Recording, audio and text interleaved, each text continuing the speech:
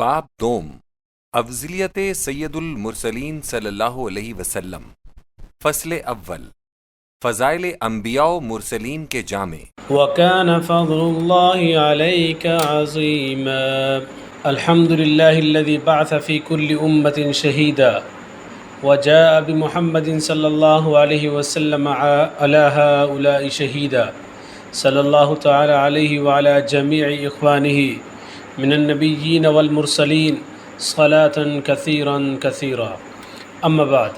نبی صلی اللہ علیہ وسلم کی افضلیت کا مسئلہ ہر مسلمان کا ایمان ہے، بلکہ ایمان کی جان ہے۔ اس مسئلے کا بیان کرنے والے کے لیے آسان نہیں۔ بعض اوقات اس مسئلے میں ایسا اسلوب کلام اختیار کیا جاتا ہے جس سے ذات سبحانہ و تعالی پر نقص لازم آتا ہے، یا ایسے پیرائے میں ذکر ہوتا ہے کہ دیگر انبیاء علیہم السلام کی تنخیص شان نمایاں ہوتی ہے، اور اس سے وہی صورت منہیہ پیدا ہو جاتی ہے جس کو حدیث میں تخییر بین الانبیاء علیہم السلام بتایا گیا اور اہل اسلام کو اس سے منع فرمایا گیا ہے۔ یہ یاد رکھنا چاہیے کہ حدیث شریف لا تخیروا بین الانبیاء کو علماء سلف نے بیان افضلیت نبی صلی اللہ علیہ وسلم کا معنی نہیں ٹھہرایا۔ متقدمین میں امام ابو نعیم اصفہانی رحمۃ اللہ علیہ اور قاضی ایاز مالکی رحمۃ اللہ علیہ نے اس مسئلے پر خوب بیان فرمایا ہے۔ ابو نعیم مصنف کتاب حلیت الاولیاء اعلام محدثین سے ہیں، ولادت 336 ہجری، وفات 430 ہجری۔ نام احمد بن عبداللہ بن احمد بن اسحاق، ایاز موسیٰ صوبہ غرناطہ کے شہر سب نسنہ کے قاضی، فقہ، تفسیر، حدیث و سائر علوم کے امام تھے، مشارق الانوار اور کتاب الشفا کے مصنف، ولادت 476 ہجری، وفات 554 ہجری۔ قرآن مجید میں ہے تلک الرسل فضلنا بعضهم على بعض، سورۃ البقرہ، یہ رسول ہیں ہم نے بعض کو بعض پر فضیلت دی ہے۔ اس ارشاد سے فضیلت بین الرسل کا وجود متحقق ہو گیا۔ اب اگر قرآن مجید سے نبی صلی اللہ علیہ وسلم کی فضیلت کا ثبوت ہو جائے تو ظاہر ہے کہ وہ کسی بندے کی طرف سے تخیر بین الانبیاء کا فعل نہ ہوگا، بلکہ مراد ربانی کا بیان اور تفسیر ہوگی، جو با اتفاق علماء جائز اور ضروری ہے۔ انہی وجوہات سے میں نے ارادہ کیا ہے کہ اس باب میں صرف آیت قرآنیہ سے تمسک کیا جائے۔ اللہ تعالیٰ سے دعا ہے کہ مجھے صورت منہیہ تخییر سے بچائے، اور علماء کرام سے التماس ہے کہ وہ جس طرز کی ابتدا اس احقر نے باہما بے بذاتی کی ہے اسے درجہ کمال و اتمام تک پہنچایا جائے۔ یہ مضمون اپنی موجودہ صورت میں خود راکم کے نزدیک بھی ہنوز نامکمل ہے، اور اس کی تکمیل کے لیے چند دقیق مضامین بشرح و بسط لکھنے کی ضرورت تھی، جن کو میں نے جلد سوم میں شامل کرنے کا ارادہ کیا ہے۔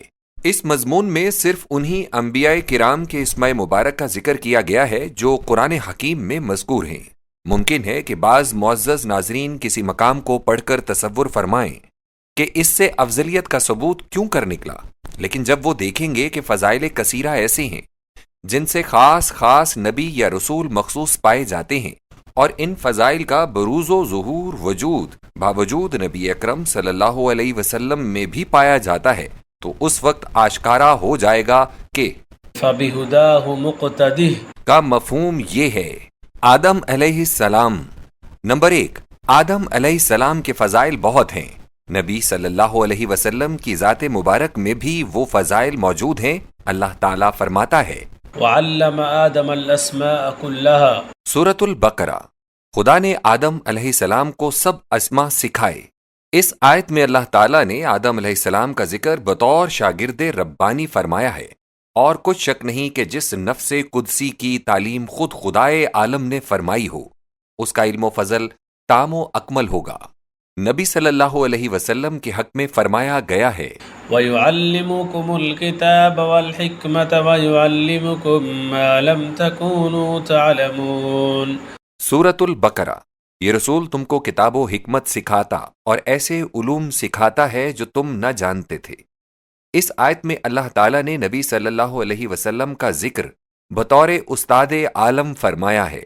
لفظ کتاب کے تحت میں جملہ شرائع الہیہ آ جاتے ہیں اور لفظ حکمت کے تحت میں جملہ علوم فاضلہ و نافعہ داخل ہیں، اور فکرہ ما لم تكونوا تعلمون کے تحت میں عالم ملکوت اور جہان قلب کے وہ سب اسرار و غوامض آ جاتے ہیں جن سے تا زمانے بعثت نبوی عالم مادی کے کان نا آشنا اور متمدن دنیا کے قلوب بے بہرا تھے۔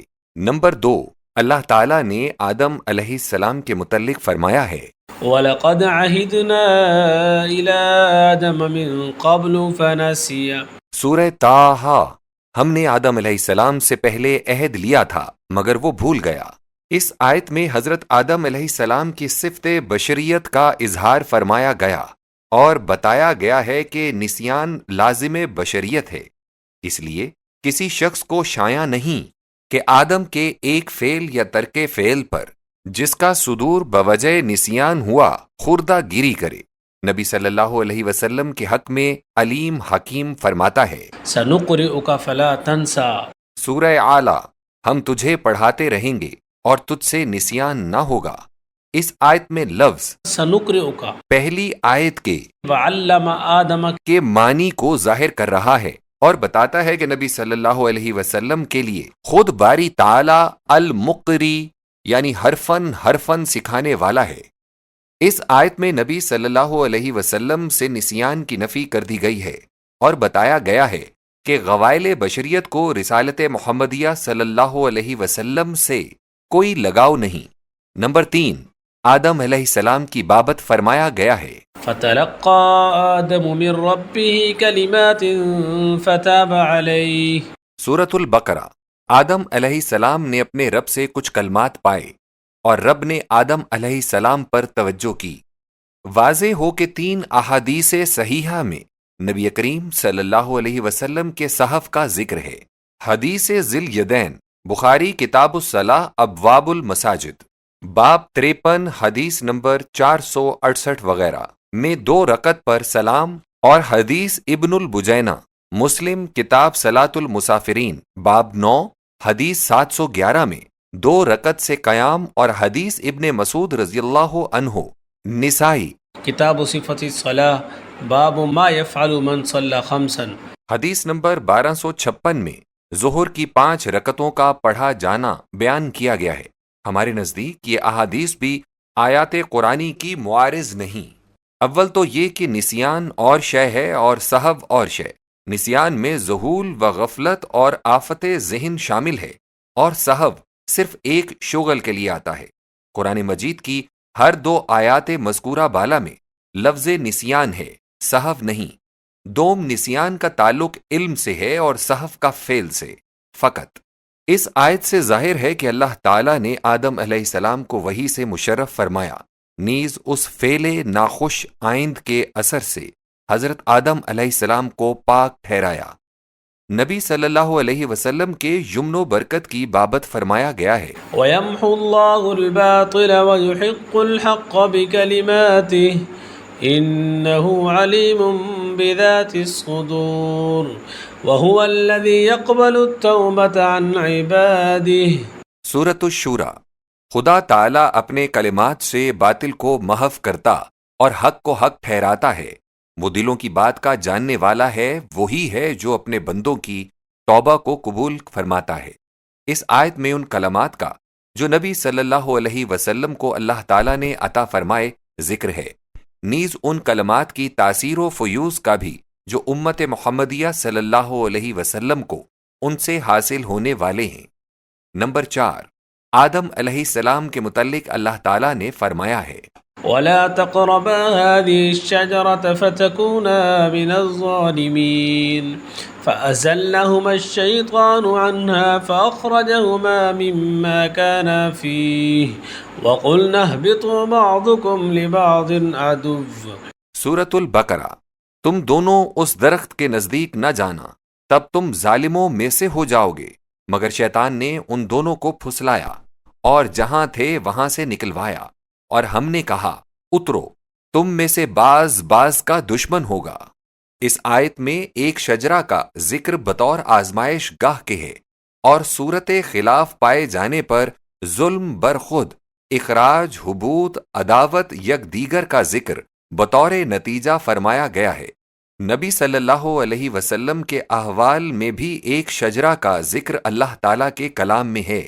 لقد رضي الله عن المؤمنين إذ يبايعونك تحت الشجرة فعلم ما في قلوبهم فأنزل السكينة عليهم وأثابهم فتحا قريبا ومغانم كثيرة يأخذونها۔ سورۃ الفتح۔ ان سب مومنوں سے جب وہ درخت کے نیچے نبی صلی اللہ علیہ وسلم کی بیعت کر رہے تھے، خدا راضی ہوا۔ خدا نے ان کے دلوں کی حالت کو جان لیا، پھر اس نے سکینت نازل فرمائی، نیز ان کو فتح قریب دی اور مغانم کثیرہ بھی دیے جن کو وہ حاصل کریں گے۔ یہاں بھی ایک شجرہ آزمائش گاہ ہے، اور اس آزمائش کا نتیجہ رضوان الہی، خلوص قلب، نزول سکینہ، حال و استقبال کی فتوحات و مغانم کا حصول ہے۔ نمبر 5، آدم علیہ السلام کی بابت اللہ تعالیٰ نے خبر دی ہے۔ وَإِذْ قُلْنَا لِلْمَلَائِكَةِ اسْجُدُوا لِآدَمَ فَسَجَدُوا۔ سورۃ البقرہ۔ ہم نے ملائکہ سے کہا کہ آدم علیہ السلام کو سجدہ کرو، انہوں نے سجدہ کیا۔ اس آیت میں آدم علیہ السلام کی رفعت شان بخوبی نمایاں ہے۔ نبی صلی اللہ علیہ وسلم کی شان سے اللہ تعالیٰ نے خبر دی ہے۔ ان اللہ وملائکتہ یصلون علی النبی۔ سورۃ الاحزاب۔ خدا اور خدا کے فرشتے نبی صلی اللہ علیہ وسلم پر صلاۃ بھیجا کرتے ہیں۔ یصلون میں استمرار پایا جاتا ہے، اور اس سے ظاہر ہے کہ صلاۃ بر نبی ملائکہ کے اشغال دائمی میں سے ہے، اور چونکہ رب العالمین نے بھی صلاۃ کو ذات قدسی سے نسبت دی ہے، اس لیے نبی صلی اللہ علیہ وسلم کی شان بلند کی رفعت بہت برتر ہو جاتی ہے۔ ادریس علیہ السلام۔ حضرت ادریس علیہ السلام کا زمانہ حضرت آدم علیہ السلام اور حضرت نوح علیہ السلام کے درمیان ہے۔ نمبر 1، اللہ تعالیٰ ان کی صفت میں فرماتا ہے، انہو کان صدیقا نبیا۔ سورہ مریم۔ وہ بہت راست گو نبی تھا۔ نبی صلی اللہ علیہ وسلم کی صفت میں فرمایا گیا ہے، والذی جاء بالصدق۔ سورۃ الزمر۔ وہ جو صدق کو لے کر آیا۔ نمبر 2، حضرت ادریس علیہ السلام کے حق میں ہے، ورفعناہ مکانا علیا۔ سورہ مریم۔ ہم نے ادریس علیہ السلام کو درجہ عالی پر بلند کیا۔ اس آیت سے حضرت ادریس علیہ السلام کی بلندی شان بخوبی نمایاں ہے۔ نبی صلی اللہ علیہ وسلم کے حق میں اللہ تعالیٰ نے فرمایا ہے، ورفعنا لك ذکرک۔ سورۃ الانشراح۔ ہم نے تیرے ذکر کو رفعت عطا کی۔ اس کی تفسیر حدیث قدسی میں یوں ہے کہ جہاں اللہ تعالیٰ کا مبارک نام آتا ہے، نبی صلی اللہ علیہ وسلم کا اسم گرامی بھی ضرور آتا ہے۔ اذان، تکبیر، تشہد، خطبہ، نماز، کوئی ایسا مقام نہیں جہاں اسم ہمایوں کا مذکور نہ ہوتا ہو۔ مقام دعا میں حضور صلی اللہ علیہ وسلم کا مبارک نام درود شریف میں آ جاتا ہے۔ یہ جملہ اقسام مناسک اسلام میں ہیں۔ انبیاء پیشین نے حضور صلی اللہ علیہ وسلم کے مقام ولادت، دار الہجرت، حلیہ، مکارم اخلاق، محاسن، فضائل کا ذکر بکثرت کیا ہے۔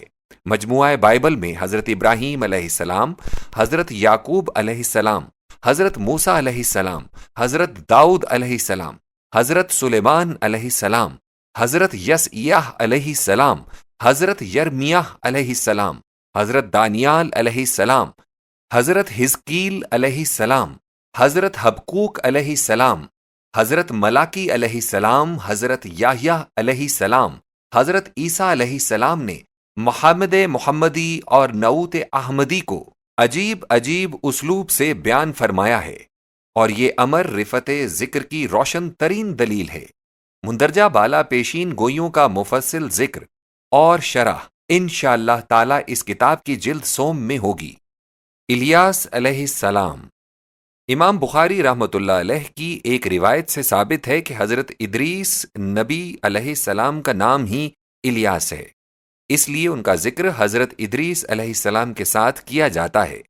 اللہ تعالیٰ کے کلام سے ثابت ہے کہ الیاس علیہ السلام نے بال بت کے خلاف واز فرمایا اور لوگوں کو توحید کی دعوت دی تھی۔ اذ قال لقومه الا تتقون اتدعون بعلا وتذرون احسن الخالقین۔ سورہ صافات۔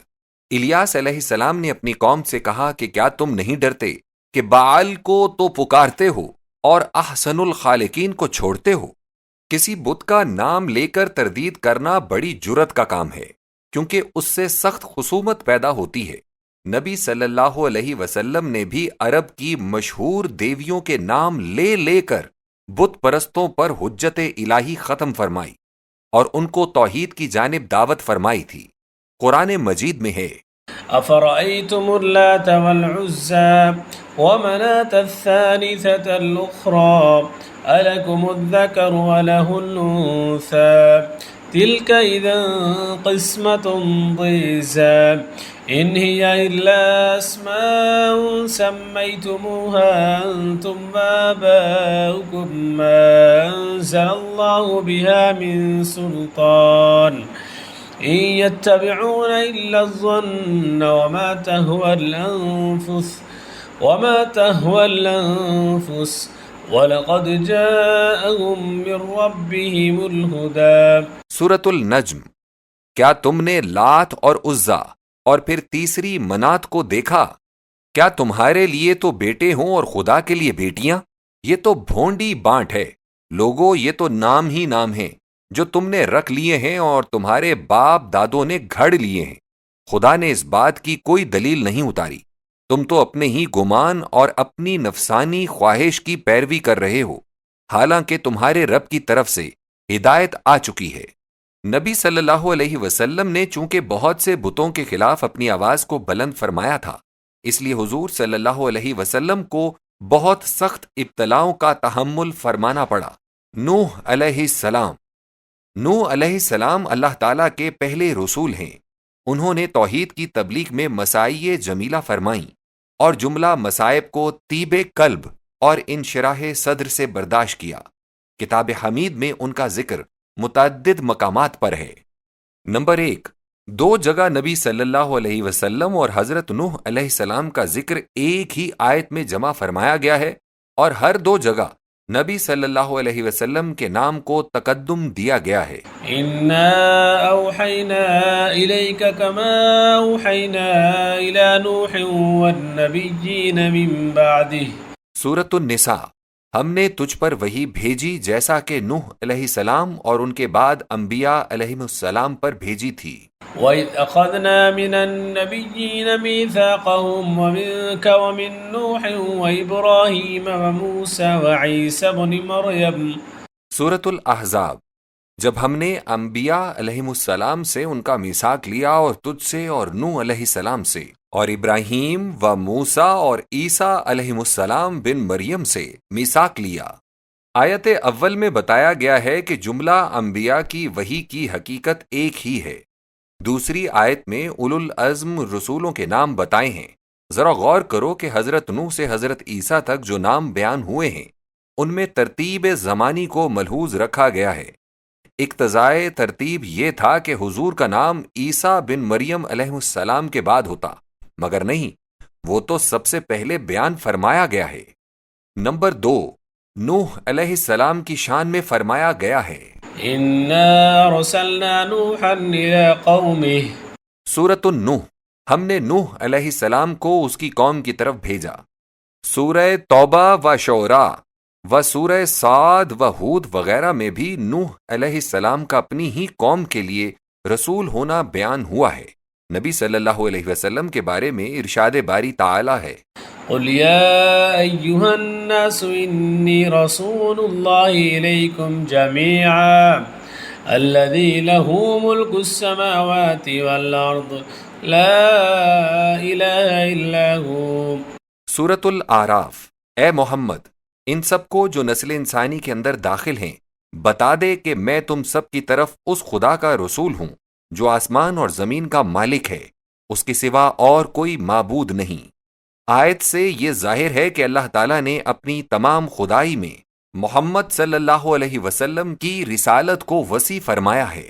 نمبر 3، نوح علیہ السلام کا قول اللہ تعالیٰ نے نقل فرمایا ہے۔ وما أنا بطارد المؤمنين۔ سورۃ الشعراء، میں ایمان والوں کو اپنے سے جدا نہ کروں گا۔ اس آیت سے نوح علیہ السلام کا خلق اور امت مومنہ پر شفقت و الطاف کا حال اصل معلوم ہوتا ہے۔ نبی صلی اللہ علیہ وسلم کو بھی اللہ تعالیٰ نے ارشاد فرمایا، ولا تطرد الذين يدعون ربهم بالغداة والعشي يريدون وجهه۔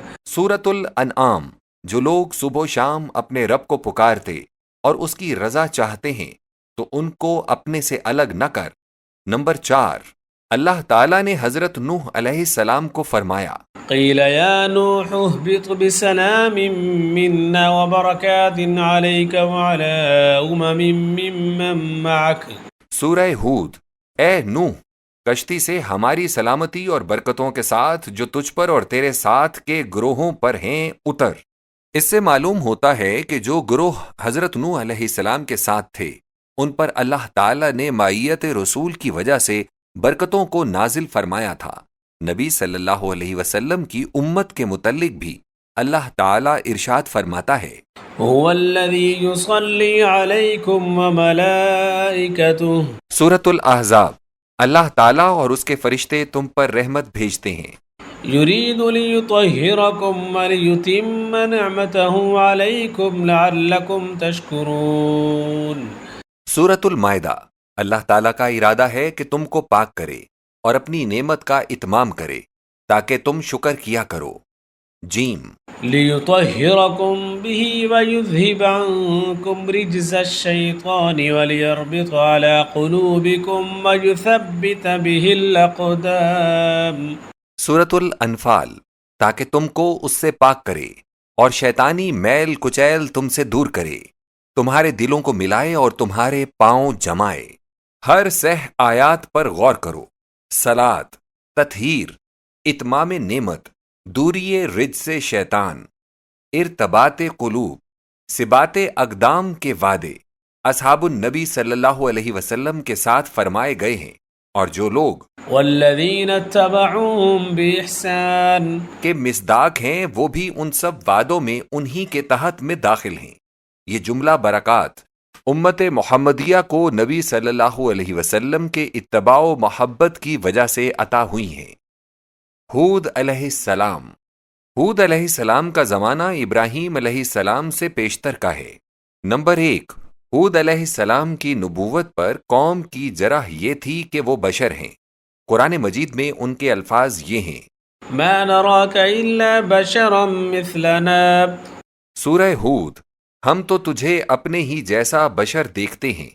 نبی صلی اللہ علیہ وسلم پر بھی کفار کا بڑا اعتراض یہ تھا۔ ابعث اللہ بشرا رسولا۔ سورہ بنی اسرائیل، کیا خدا نے بشر کو رسول بنایا؟ نمبر 2، ہود علیہ السلام کے سامنے قوم کے مالدار لوگ کہا کرتے تھے، ما نراك الا بشرا مثلنا وما نراك اتبعك الا الذين هم اراذلنا بادي الرأي۔ سورہ ہود، ہم دیکھتے ہیں کہ وہی لوگ تمہارے پیچھے ہو گئے ہیں جو ہم میں سے رذیل اور موٹی عقل کے ہیں۔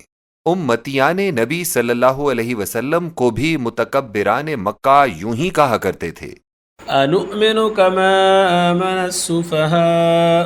سورۃ البقرہ، کیا ہم بھی وہی مان لیں جو بے سمجھ لوگ مان گئے ہیں؟